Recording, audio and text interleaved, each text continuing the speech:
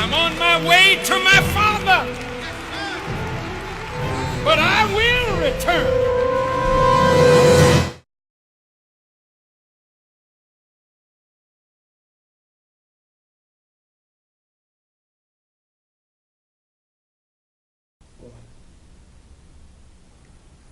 In the name of Allah, the Beneficent, the Merciful, I bear witness that there is no God but Allah, and I bear witness that Muhammad is his messenger.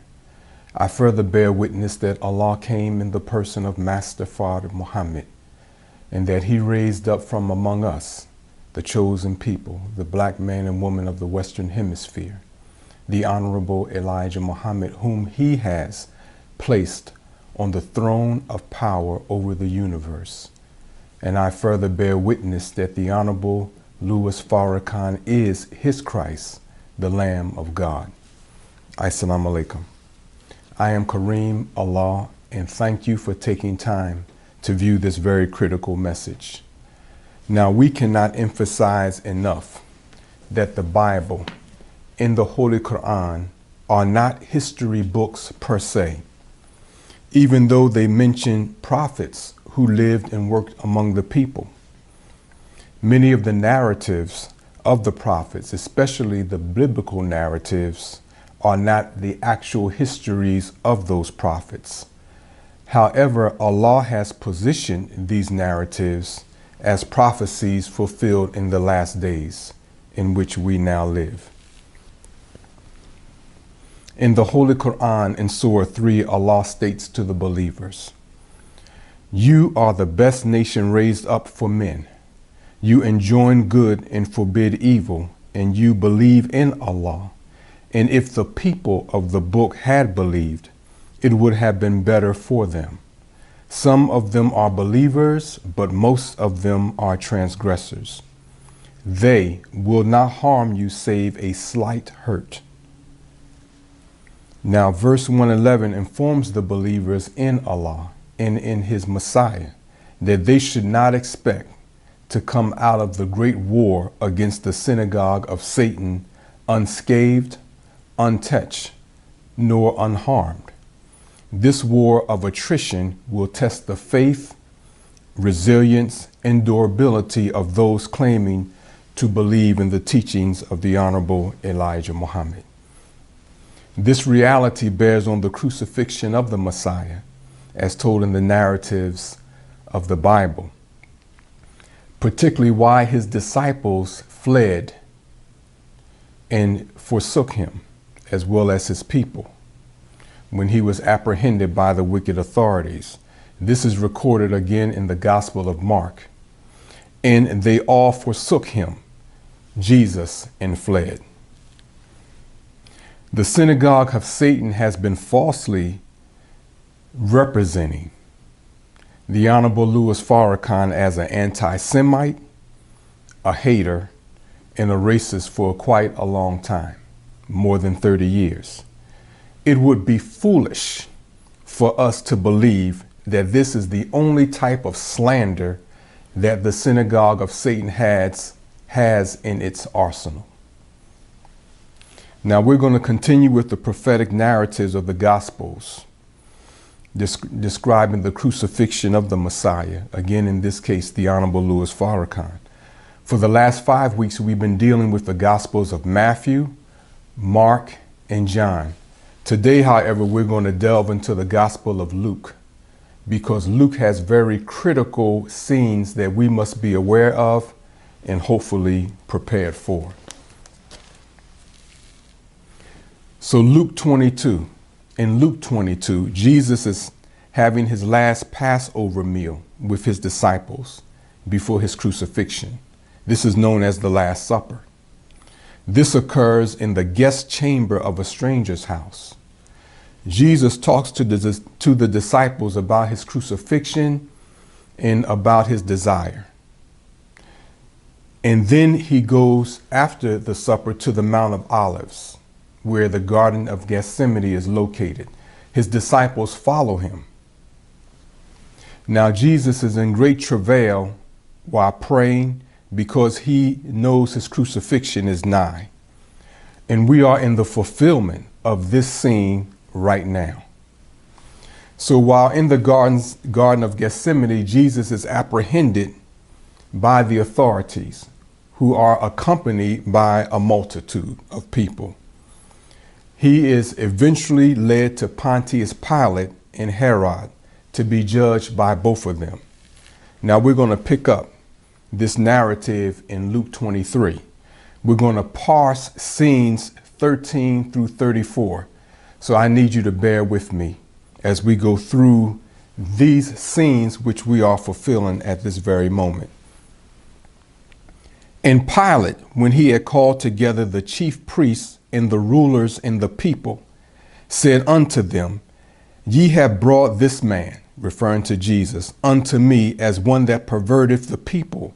And behold, I having examined him before you, have found no fault in this man touching those things whereof ye accuse him. Nor yet Herod. For I sent you to him, and lo, nothing worthy of death is done unto him. I will therefore chastise him and release him. Now, chastise in this case means to be reprimanded. But let's carefully consider verse 13. Add some definition to these characters. Again, the chief priests represent the leaders of religion throughout the world, particularly Christianity, Judaism, and Islam. The rulers in this case are the political leaders of nations, and the people who are with them consist of those who love this evil world, and there are many who love this evil world.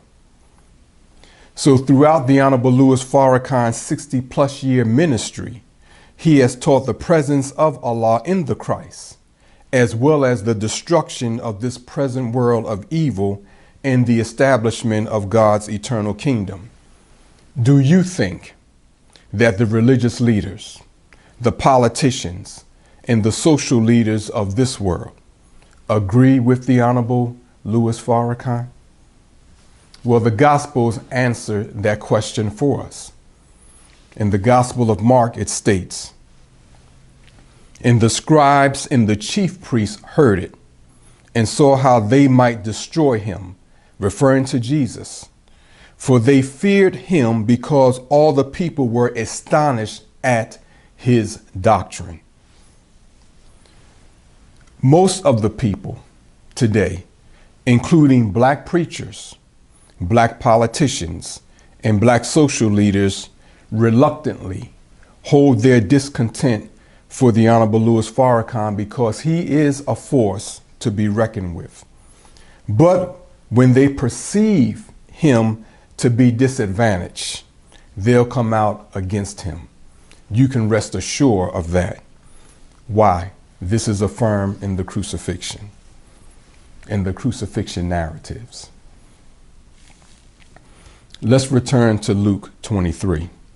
Well, in the actualization of this prophecy, Pontius Pilate could be some of the Caucasian people's social leaders who are courageous enough to examine the words of the Honorable Louis Farrakhan for themselves and reject the lies made against him by the synagogue of Satan.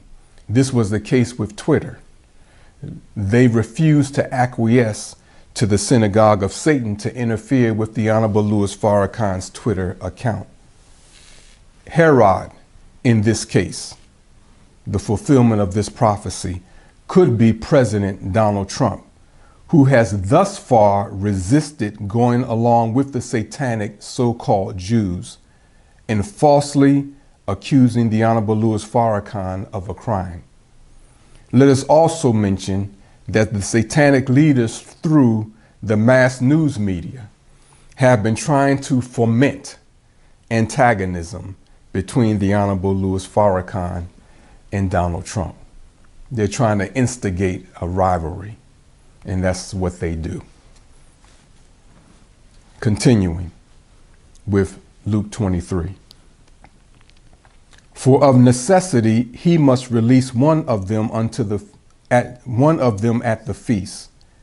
And they cried out all at once, referring to the chief priests, the rulers, and the people, saying, "Away with this man, and release unto us Barabbas, who for a certain sedition made in the city, and for murder was cast into prison." Well, these verses allude to the authority of Pontius Pilate to release a person guilty of a crime during the Passover feast. So he gave the people, the chief priests and the leaders, an option of choosing either Jesus or Barabbas. And as stated, Barabbas was proven guilty of sedition and murder. Yet the people cried out for Barabbas to be released. Well, in the fulfillment of this prophecy, or this part of it, Barabbas could be and represent the U.S. political system, both its architects and its political leaders, who perpetually commit treason against the American public by orchestrating wars against nations to increase the profits of the multi-international bankers and corporations. Now, this is not new information. Many people know this. Let us continue. Pilate, therefore, willing to release Jesus, spake again to them. But they cried out, saying, "Crucify him, crucify him." And he said unto them the third time, "Why? What have he done? What evil have he done?"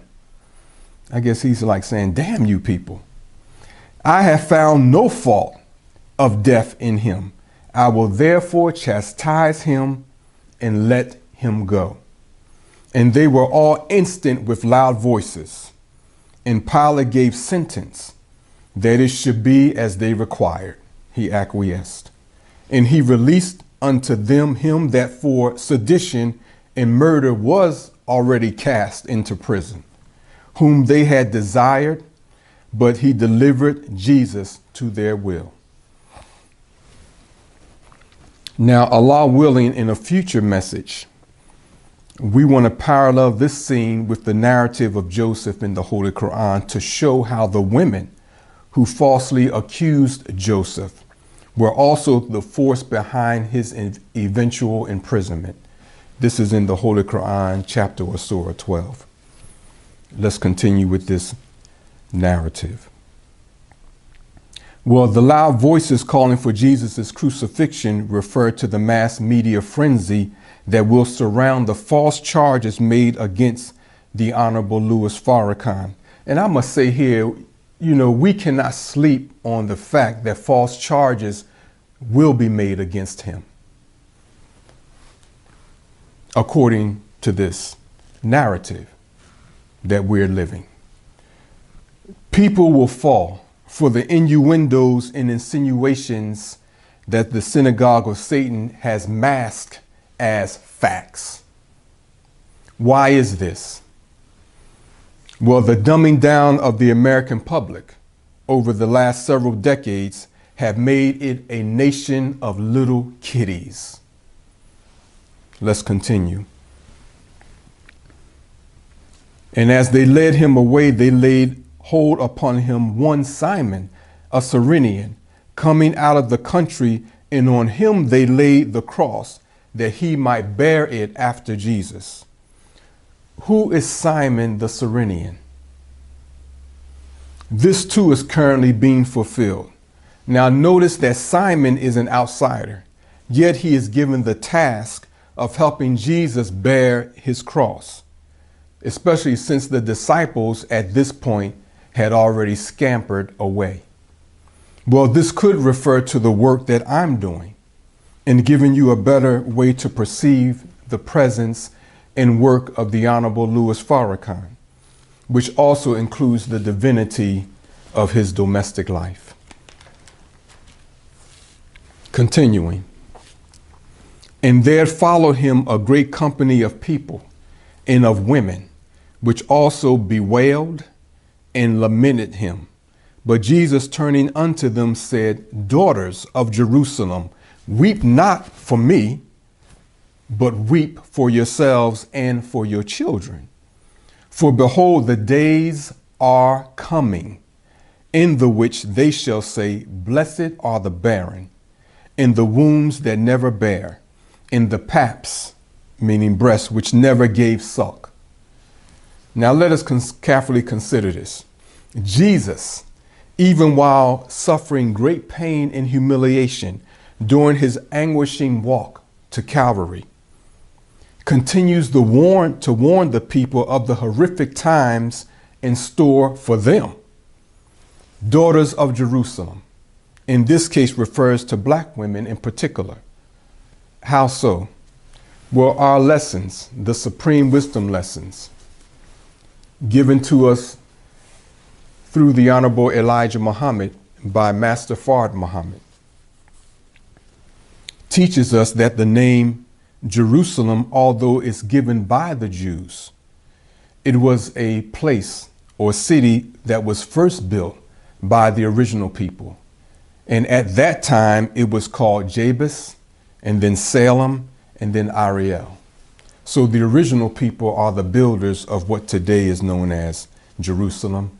And these words are also mentioned in your Bible. Now, the Caucasian people who occupy that land today, we know they do that by military force and tyranny. They, as Europeans, most of them of German descent, are not native to that land at all. Everyone knows this, including politicians, but yet they continue to uphold the egregious lie for their own personal gain. Now, why should black women weep today? Well, have not black women been weeping for centuries? What black woman today does not fear for her children, especially her sons, because of the free-for-all assault by the Caucasian people, both people and their systems, on black boys and men in particular? Today, even black girls are being kidnapped, bound in sexual slavery, and incarcerated at alarming rates. So the Messiah is alerting us to the fact that these atrocities will intensify to the extent that women who have not borne children will be glad they have not. So they won't have to worry about these things. The Messiah in this is also warning us of the upcoming war that will claim the lives of black men and women who join the U.S. military as a livelihood. Hundreds of thousands will be killed in these upcoming wars. Let's continue. They shall then shall they begin to say to the mountains, fall on us, and to the hills, cover us. Now, this parallels with what is written in the book of Revelation, those terms, fall on us. This involves the ascension of the Honorable Louis Farrakhan to the right hand of the one on the throne, the Honorable Elijah Muhammad, where he opens the seals of the new book. Let's read this. It's described in chapter 6 in the book of Revelation. And I beheld when he had opened the sixth seal, and lo, there was a great earthquake, and the sun became black as sackcloth of hair, and the moon became as blood. And the stars of heaven fell unto the earth, even as a fig tree casteth her untimely figs when she is shaken of a mighty wind. And the heaven departed as a scroll when it is rolled together, and every mountain and island were moved out of their place, and the kings of the earth, and the great men, and the rich men, and the chief captains, and the mighty men, and every bondman and every free man hid themselves in the dens and in the rocks of the mountains. And they said to the mountains and rocks, fall on us and hide us from the face of him that sitteth on the throne, and from the wrath of the Lamb. For the great day of his wrath is come, and who shall be able to stand? Well, this is why the Messiah, on his way to Calvary, can prophesy of the times ahead of the people, because he has a hand in exercising Allah's wrath. This is the destiny of the Honorable Louis Farrakhan. He will prevail, as stated in Revelation. Again, chapter 5, we read, or again in Revelation chapter 5, we read, and I wept much, this is John the Revelator, because no man was found worthy to open and to read the book, neither to look thereon. And one of the 24 scientists, the elders, saith unto me, weep not. Behold, the Lion of the tribe of Judah, the root of David, hath prevailed to open the book and to loose the 7 seals thereof.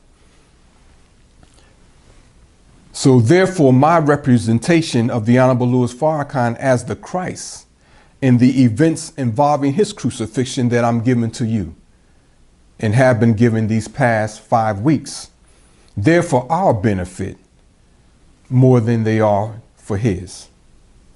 How so? Well, our not forsaking the Honorable Louis Farrakhan during this critical time puts us in a more favorable light or position with Allah. So I expect the media frenzy to have these coined words, the fall of Louis Farrakhan. You better rethink this based on what I'm saying. His ascension is nigh and your fall is imminent. Let's continue with Luke 23. Jesus continues to inform the daughters of Jerusalem. He's preaching while he's on his way to Calvary. And also the people hear this. For if they do these things in the green tree, what shall be done in the dry? This verse refers to the horrific civil unrest and violence in America, the United States, right now. Today, even with ample resources, people prey upon each other like savages. Murder, robbery, theft, rape, kidnapping have saturated the United States. What then will it be like when Allah dries America up of its resources through his divine wrath? The devastation caused by the fires in California should be a sign of how Allah can encase people in his wrath. Let's continue. And there were also 2 other malefactors led with him, Jesus, to be put to death. And when they were come to the place which is called Calvary, there they crucified him, and the malefactors, one on the right hand and the other on the left. Then said Jesus, Father, forgive them, for they know not what they do. And they parted his raiment and cast lots.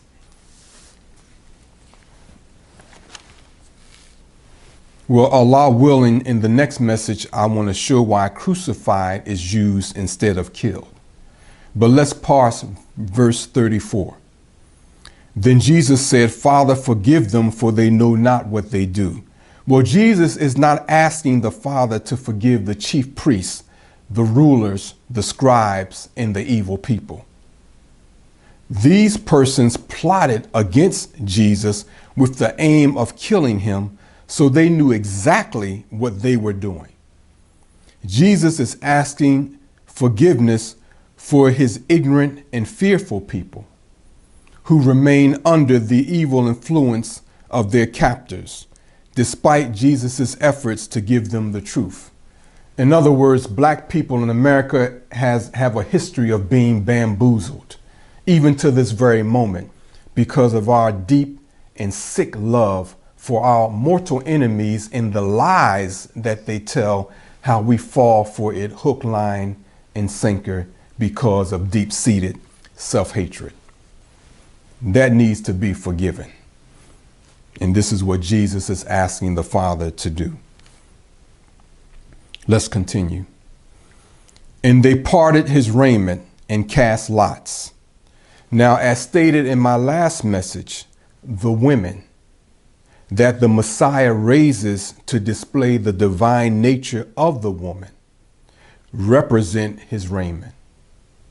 This verse has three applications. First, it applies to the domestic life. The means through which the domestic life serves as a garment is described in one of the books that I've written called Protection, Aid, and Comfort. We're going to read from this book. In Surah 73, Allah states to the Messiah, "Surely we shall charge thee with a weighty word."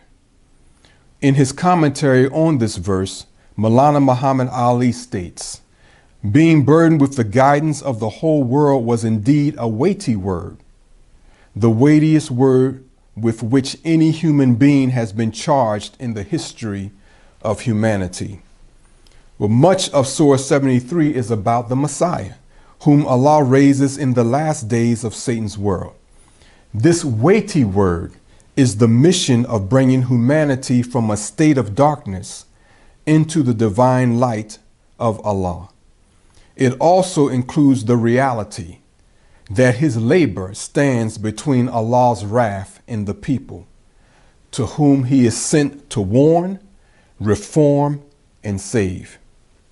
How does the Messiah handle this extensive workload? His monumental responsibilities give rise to the need for adequate help that provides protection, aid, and comfort. This is at the root of the domestic life. Therefore, parting his raiment in this regard is an attack against the divinity of the domestic life. Now, secondly, this verse applies to the MGT or Muslim Girls Training Class because this class is responsible for teaching, training, and cultivating women to meet the Creator's standard for the woman. Therefore, the aim to destroy the MGT is paramount in the synagogue of Satan's plan to oppose Allah's will. Parting Jesus' raiment in this case refers to causing disunity among the MGT, which could be achieved internally as well as externally through the interference of men during and after the Honorable Louis Farrakhan's departure to the Great Mother Plane. Lastly, this verse applies to black women in America and throughout the Western Hemisphere. In this case, parting the raiment and casting lots refer to the entertainment industries who cast white men with black women and black men with white women. Just take a moment to look at the films, the television programs, and even the commercials, and you will find the pairing of white with black as never before.